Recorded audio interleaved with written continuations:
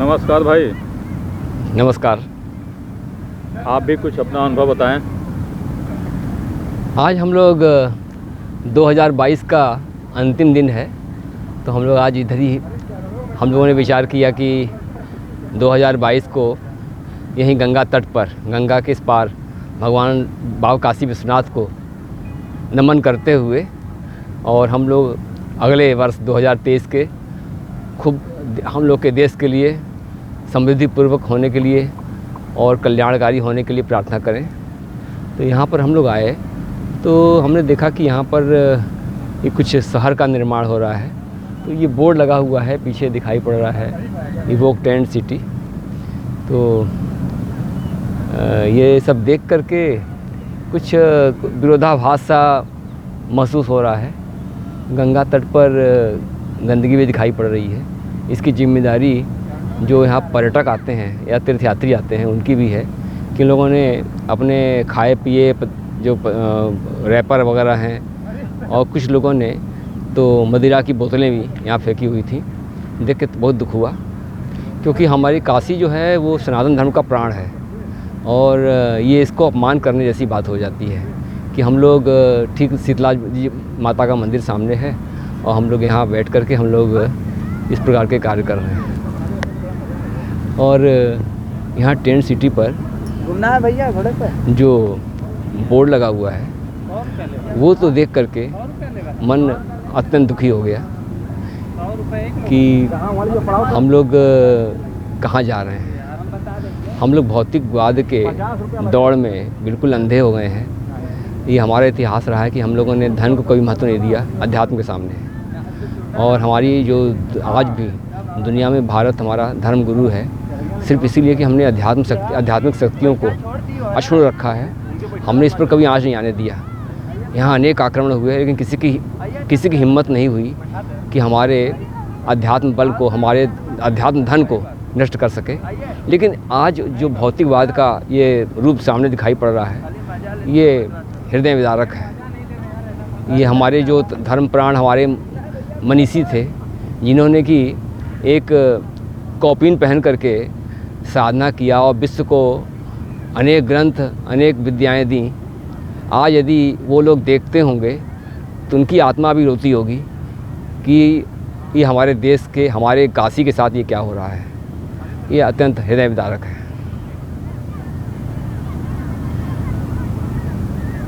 हम लोग गंगा के तट को स्वच्छ रखने का बीड़ा उठाएं। यहाँ गंगा तट पर तीर्थयात्रियों की सुविधा के लिए यहाँ कुछ जो कदम उठाए जाने चाहिए वो सब नहीं उठाए गए, लेकिन टेंट सिटी बना दी गई। ये कुछ जैसा बोर्ड दिखाई पड़ रहा है ऐसे ही लोग यहाँ पर आकर के और निवास करेंगे। शायद ये प्रेरणा दे रहा है कि आप इसी प्रकार की वेशभूषा में आकर के यहाँ पर आनंद उठा सकते हैं। जो कि ये काशी में यदि ऐसा हुआ तो फिर काशी का नक्शा बदलते देर नहीं लगेगी। जो काशी में कि एक लोग सिर्फ एक गमछा पहन के, गमछा कंधे पर रख करके पूरी बड़े बड़े शादी विवाह के आयोजन तक में चले जाते थे, यहाँ पर परंपरा कुछ और रही है कि लोग सादगी का जीवन व्यतीत करते थे लेकिन विचार उनके बहुत उच्च होते थे, इसका अनुभव पूरा देश पूरा दुनिया मानती थी। लेकिन आज हम लोग जो यहाँ दर्शा रहे हैं ये जो नई युवा पीढ़ी है उसको दिग्भ्रमित करेगा। वो काशी को जान नहीं पाएगा, वो काशी को इसी तरफ ले जाएगा। तो हम लोग लगता है कि रसातल की ओर जाने के लिए रास्ता दिखा रहे हैं। इस पर तत्काल प्रभाव से रोक होनी चाहिए। ये गंगा माँ में हम लोग इस समय राजा घाट के ठीक सामने हम लोग खड़े हैं और उसकी एक तरफ शीतला घाट है, वहाँ भीड़ भी दिखाई पड़ रही है। और तीर्थयात्रियों की संख्या तो है। तीर्थयात्री तो जो गंभीरता से दर्शन करने आते हैं वो उस पार अपना गंगा स्नान करते हैं और काशी विश्वनाथ जी का दर्शन करने के पश्चात अन्नपूर्णा जी, संकटमोचन महाराज, दुर्गा जी, मानस मंदिर का दर्शन करके अपने बाकी पूरे पूजा पाठ के कार्य में लीन हो जाते हैं। लेकिन यहाँ पर आने वाले वो लोग ज़्यादातर होते हैं जिनके पास समय ज़्यादा है और यहाँ पर आकर के वो कुछ काशीवासी भी बहुत सारे लोग हैं जो इधर आकर के और नौका विहार करते हैं, गंगा स्नान करते हैं। यहाँ पर ये लग रहा है कि सरकार की ओर से यहाँ पर शौचालय इत्यादि की व्यवस्था यदि कर दी जाए, यहाँ पर कपड़ा बदलने की व्यवस्था कर दी जाए, तो ऐसी सुविधाएं यदि दी जाएं तो ये जो पर्यटक जिसको कहते हैं या तीर्थयात्री कहते हैं, तो उनके लिए ये बहुत एक अच्छा सरकार के द्वारा कदम होगा। और ये टेंट सिटी जो बन रही है, इसका अखबारों में पढ़ने से पता चल रहा है कि इसका किराया 8,000 से 15,000 प्रतिदिन तक का होगा। तो ये स्वाभाविक सी बात है कि आज भी हमारे देश में 99% लोग के पास इतनी क्षमता नहीं है कि वो 8,000 रुपये प्रतिदिन व्यय करके और इस टेंट सिटी का आनंद ले सकते हैं। शायद इसके जगह पर यदि सरकार को की मंशा अच्छी होती तो यहाँ पर तीर्थयात्रियों के लिए रैन बसेरा बना देती, यहाँ पर साधुओं के आश्रम बना देते टेंट में, तो हम लोग भी इसका तहे दिल से स्वागत करते। बड़ी प्रसन्नता होती कि काशी में एक अध्यात्म का जो प्रवाह है वो उसके बनाने के लिए सरकार के द्वारा से कुछ कदम उठाए जा रहे हैं। परंतु इसके विपरीत ये जो दिखाई पड़ रहा है, ये सिर्फ 4 पैसे कमाने का ही उपक्रम दिखाई पड़ रहा है और इसके अतिरिक्त कुछ भी नहीं है।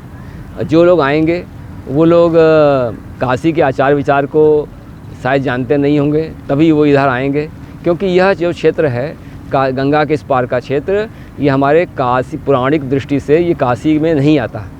ये पंचकोशी जो है यही भगवान काशी बाबा विश्वनाथ का साक्षात निवास स्थान है और इसी के लिए सारे तीर्थयात्री आते हैं। ये पंचकोशी का जो किया गया पुण्य है, इसका का मान्यता है कि 1000 गुना पुण्य हो जाता है। इसीलिए काशी में जो दूर दराज से पूरे विश्व से जो तीर्थयात्री आते हैं, यहाँ पर पुण्य कर्म करने, सत्कर्म करने आते हैं। काशी के सामने, बाबा विश्वनाथ के सामने, माँ अन्नपूर्णा के सामने यदि विलासितापूर्ण जीवन व्यतीत करने के लिए आ रहे हैं, तो ये तो हमारे धर्म के, हमारे पुराण के विपरीत हो जा रहा है। इसकी मान्यता आपको शायद पता होगी कि यहाँ पर कुछ ही दूर यहाँ से, जहाँ मैं खड़ा हूँ, वेद व्यास का मंदिर भी है और वेद व्यास जी ने भगवान बहुत बड़े तपस्वी थे, तो भगवान बाबा विश्वनाथ के अनुमति से यहाँ पर एक नई काशी बनाई। इसको आज भी व्यास काशी कहा जाता है। तो व्यास काशी मतलब ये है कि ये बाबा विश्वनाथ की काशी से अलग ये व्यास काशी है। और व्यास काशी मतलब व्यास का जहाँ अर्थ हुआ वो ज्ञान की काशी है। ये भी ज्ञान की काशी, ज्ञान का क्षेत्र है और ज्ञानी व्यास जी के क्षेत्र में अज्ञानता पूर्ण कार्य नहीं होना चाहिए।